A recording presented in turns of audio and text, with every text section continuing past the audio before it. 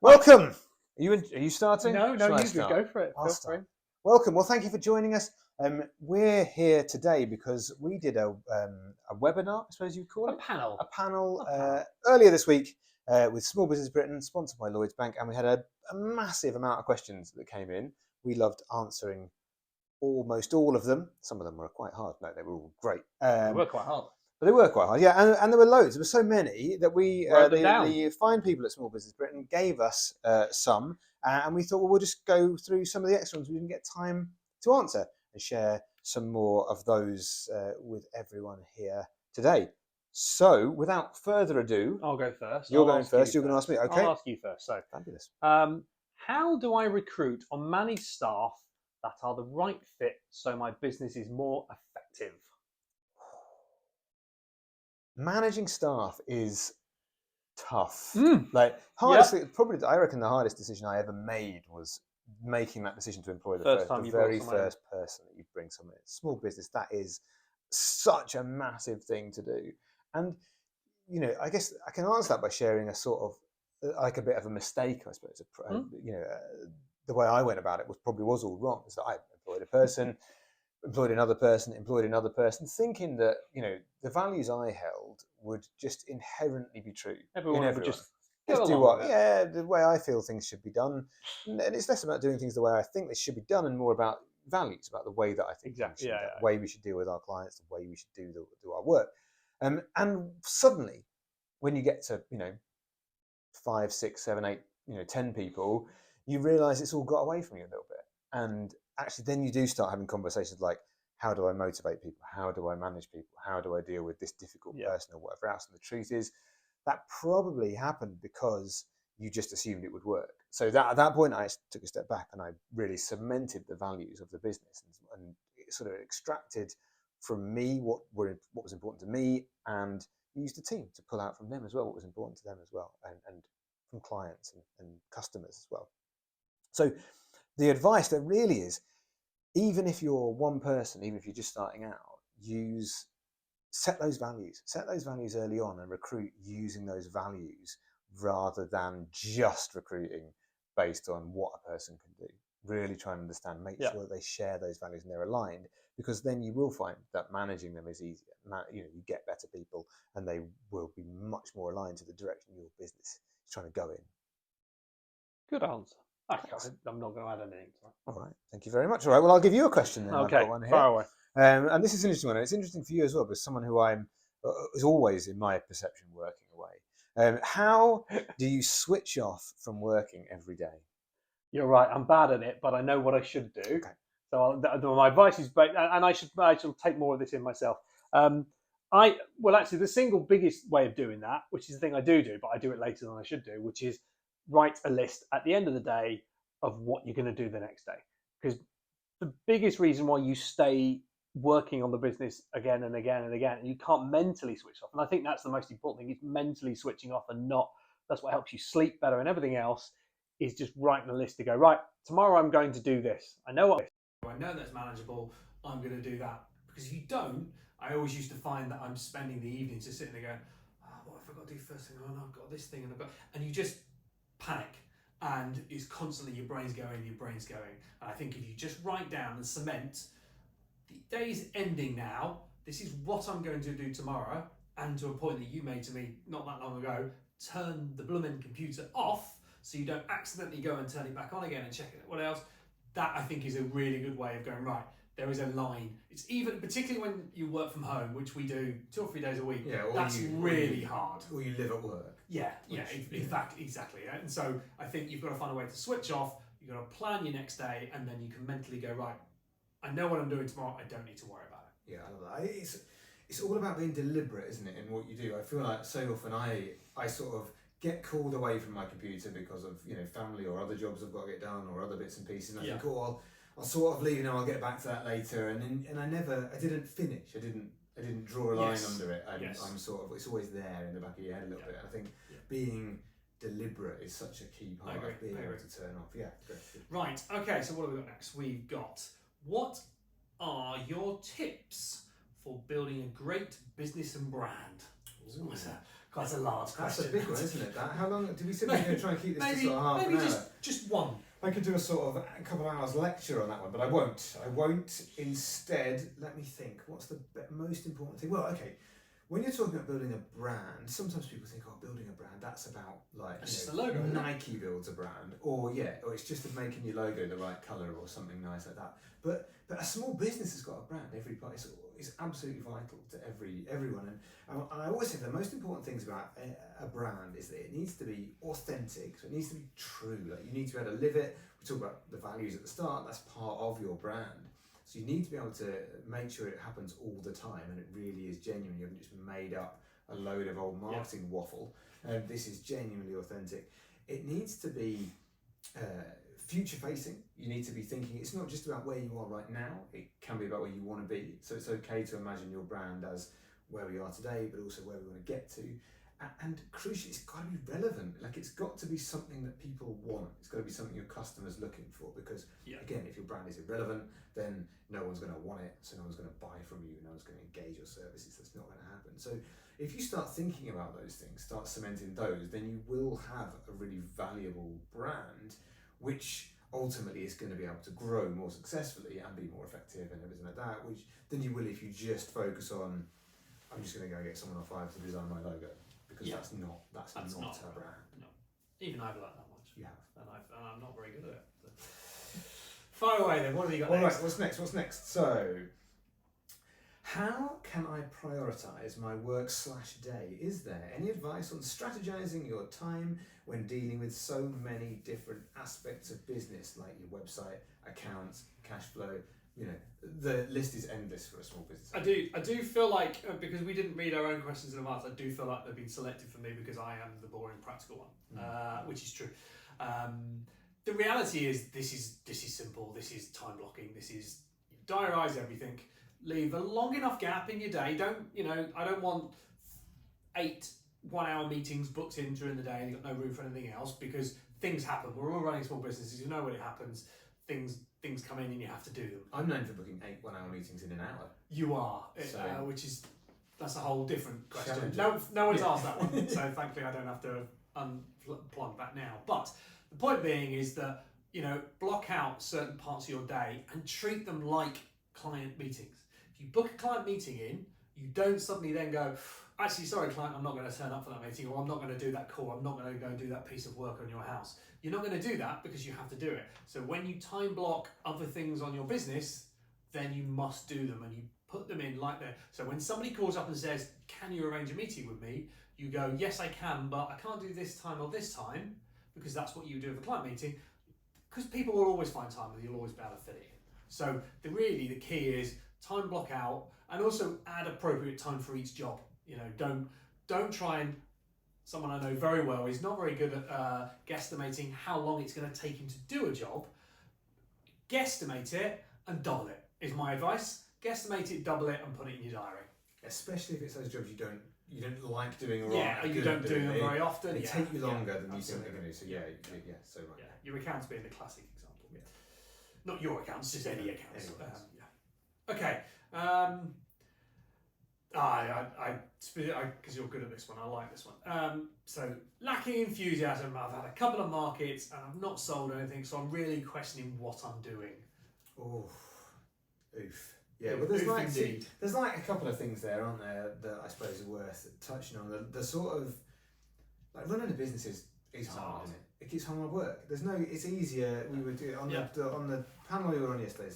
Emma said, like, it's easier to go and get a job. Like, it's easier to go and work for someone else. Yep. It is mentally draining, so it's easy to lose enthusiasm, and especially if you have a bad time of it somewhere. Now, and that can happen even when you've completely nailed what makes you special, nailed who your ideal customer is, you're fishing in the right pond.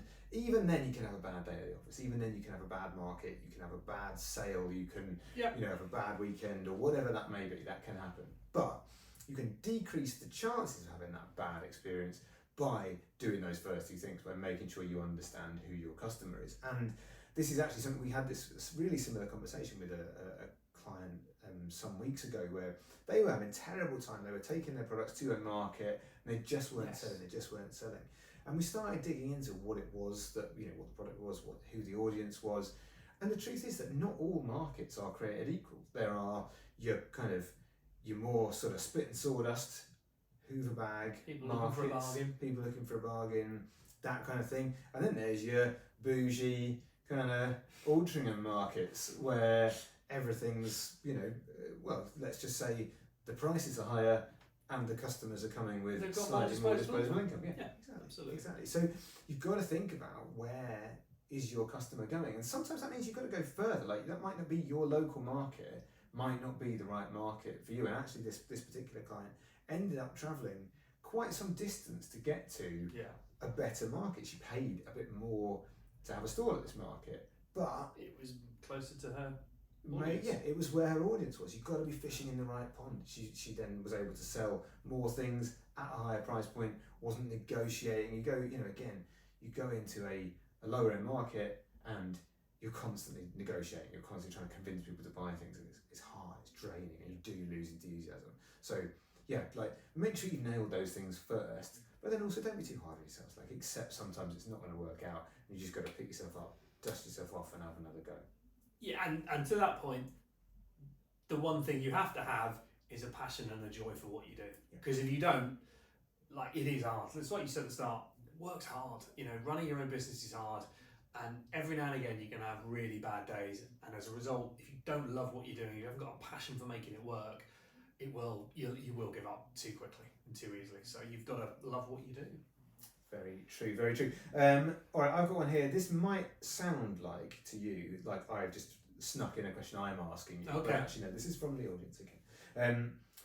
What are the best time management hacks or things that you can use to save time and get more organised? Oh.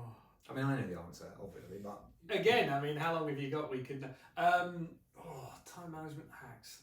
I've normally got, there's too... I've almost got too many in my head. I'm trying to, what's Give the us best... your top three. Let's try and get through. No, 5. let's not be silly. No, I always think with time management, it's about... Well, okay, number one is start the day with a plan. I think if you don't have that, you wander, you prevaricate, and you don't, that procrastination is the killer of time management, because you take longer to do. Time expectation management of how long it takes to do things, that's a definite. If you don't, set aside the best way to do that. And I think the other one, that maybe the best one, is grouping, batching work together, doing similar types of jobs at the same time where your mindset's in it.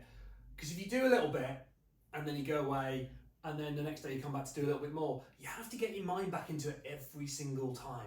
So that, they always say, the biggest time killer is basically at the start of whenever you do a job.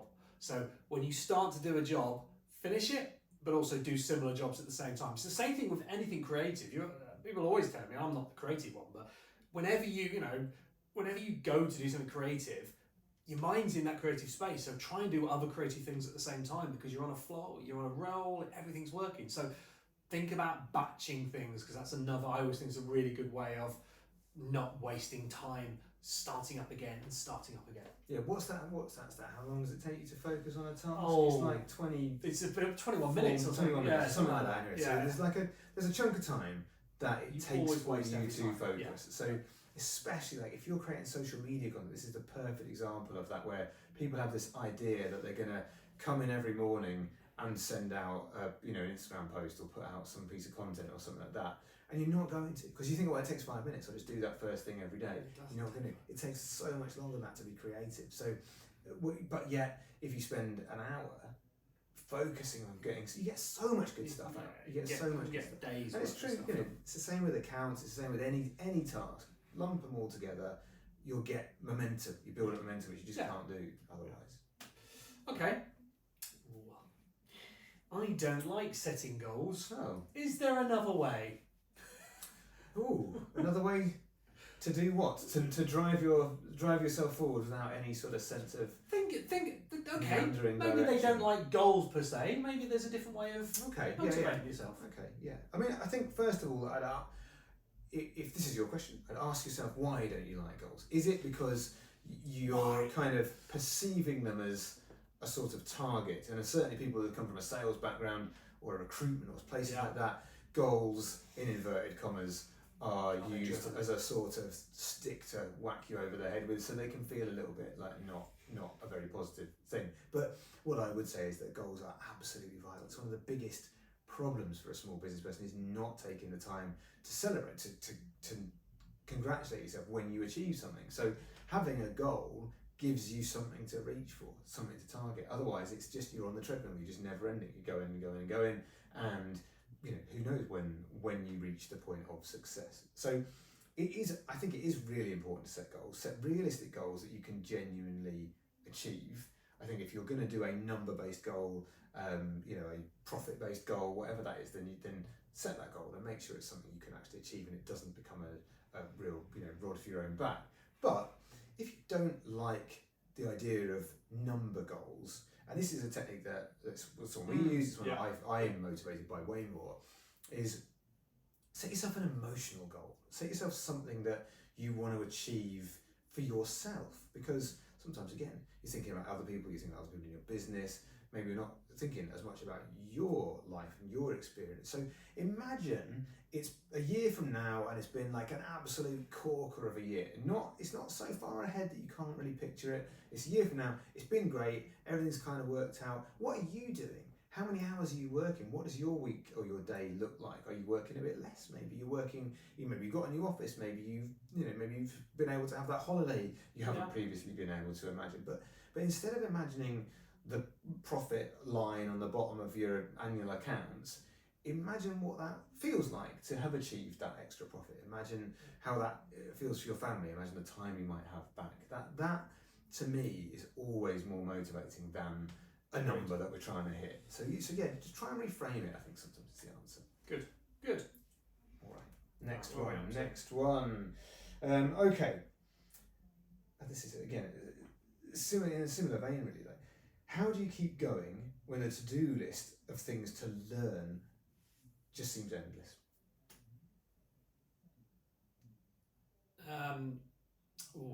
Oh dear. Like, first of all, I'll refer you to the answer I gave earlier, which is you have to have a passion for what you do. That helps keep you going. That helps keep you motivated. It's the thing with to-do lists. I always find the thing with to-do lists is they go on and they're forever and they just look like things. And if you've got a to-do list that goes like this, then you're never going to feel like you've ever ended it, to be honest with you. So I think, be realistic with what's on that list. Keep it small. Make sure you give yourself things you can achieve, so you feel like that's part of a to-do list. Is for me is just feeling like I've achieved something. So if I achieve 5 things and there's another 6 things I didn't get done, you feel down on yourself. You feel like you're not getting through it. You feel like it's endless and it's never stopping. So be realistic in what goes in there. Look, you want a to-do list where my perfect to-do list is one where there's one thing I don't quite get done by the end of the day. And I think, okay, that was the least important because I ordered it importance and I made sure I got through the key things. And do you know what? That goes to the top of tomorrow's list. And that goes back to this whole idea of, prepare yourself for the next day, set yourself up for success and go, right, tomorrow I'm going to do these things and I'm going to do this thing first because that was the thing left over. So when you nail that thing first thing in the morning, you feel great about yourself. You feel like, brilliant, I didn't get that done yesterday, but that's done now and I'm into the day and everything's on. And it gets you momentum, it gets you going. Yeah, a bit of advice I had once was to think of that to-do list like a menu in a restaurant. Like, you can't eat everything on that menu. It's impossible. If you did, you'd be very uncomfortable. And this idea was the idea of just getting a small piece of paper, a post-it note, or something that's not as big as a giant A4 piece of paper. Yeah. The bigger the piece of paper, the more likely you are to write more things onto it. That's the problem with digital to-do lists. Yeah, exactly. You've got a massive never-ending list. So you take that list, you write that down, a smaller piece of paper, the things that you're going to pick off the menu for today, and then or for tomorrow, and then use that as your thing. And just again, don't set yourself too many things, or you end up beating yourself up over it, don't you? I guess. Yeah. Right. I've got a couple more.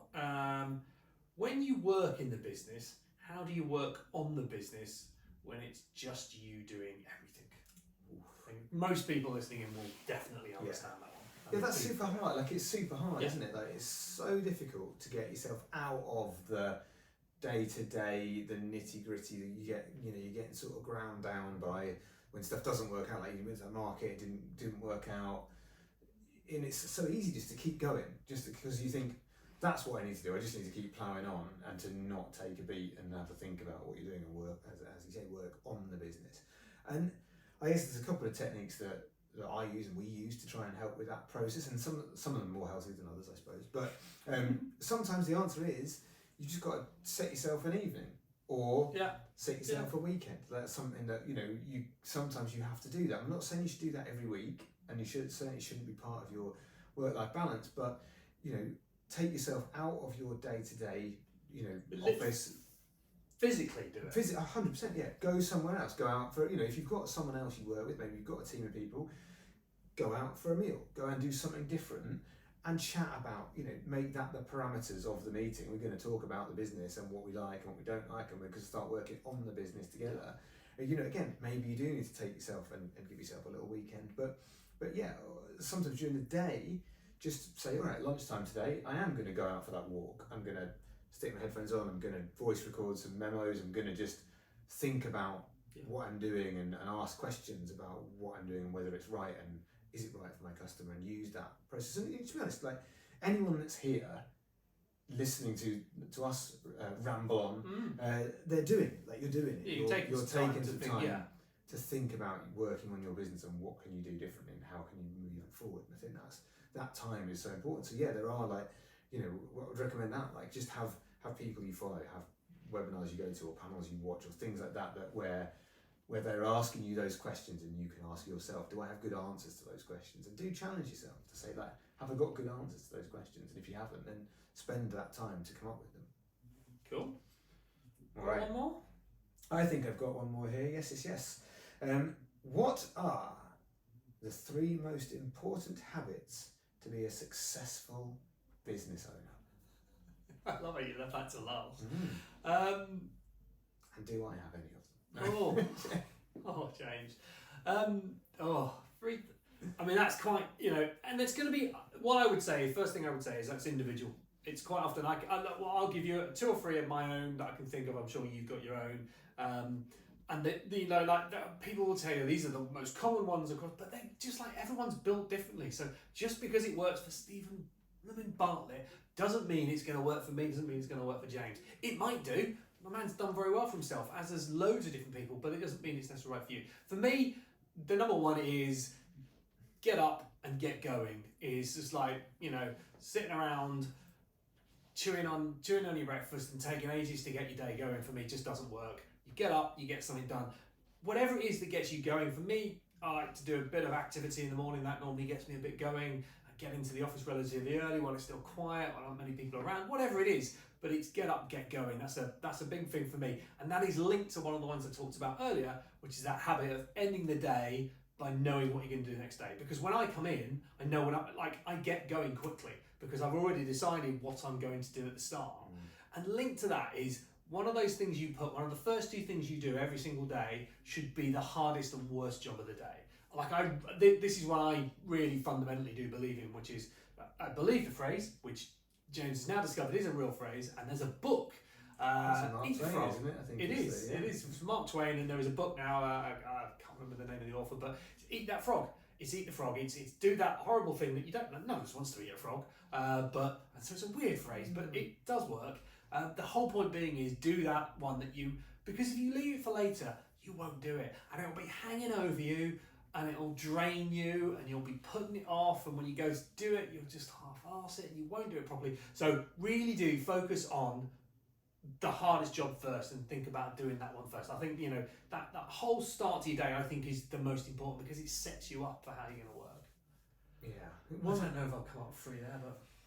One more. Okay, you had one, that's good. I think one more, and I think this is true of success, people that are running small businesses that are successful, they celebrate their success. Like that's such an important part of the process. Yeah. Give yourself a blooming pat on the back. Like you're here. Like you're running a business. You set something up out of nothing. You built something, and that is an achievement. Yeah. It goes back to that setting goals.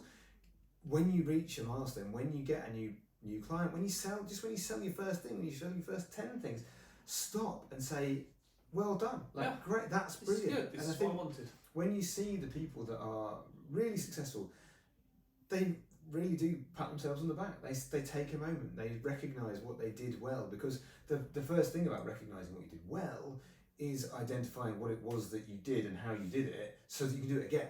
If you don't stop and recognise what you did well, then you might at some point go, what was it we did? We had a really good week about sort of 4 months ago. Why am I doing this? Or you get fed up and you're just like, what's it all for if you don't recognise those successes? So that's what, And I think the perfect way to end. Celebrate success. Celebrate success. The last thing, we've done this because there was a plethora of leftover questions from a panel we did.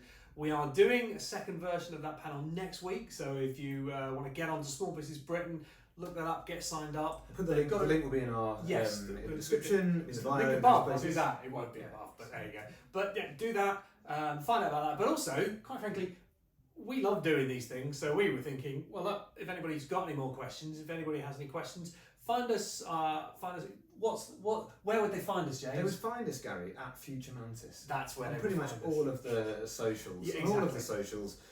Find us, post a question on the website. You can post a question on Instagram. You can send us a question, and if we've got enough of them, we'll sit down again and do it next week. Yeah, it seems possible that there may be more questions about small businesses and probably marketing. loads. I reckon there's probably loads, and we'll happily answer them every single week. All right. Well, thank you so much for watching this. Really appreciate it.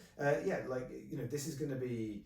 It's live on Instagram at the moment. It's going to also be on our YouTube channel. So give us a subscribe on there. We really appreciate that. That would be awesome. We'll see you again next time. Thank you very much. Now I've got to walk over to the camera and turn it off. Bye. You can edit that bit out later. Not off the live thing, but. I don't actually know how to stop it being live. Let's find out. You stay there, don't go anywhere. I'm not. I'm assuming I've got to sit here. I'm waiting for my phone to ring any second. Tech support here. What's the message you're in? I wonder if I just press cross or that. Are you sure you want to end your live video? Yes. We had 2 viewers. They were Gabby and Lauren.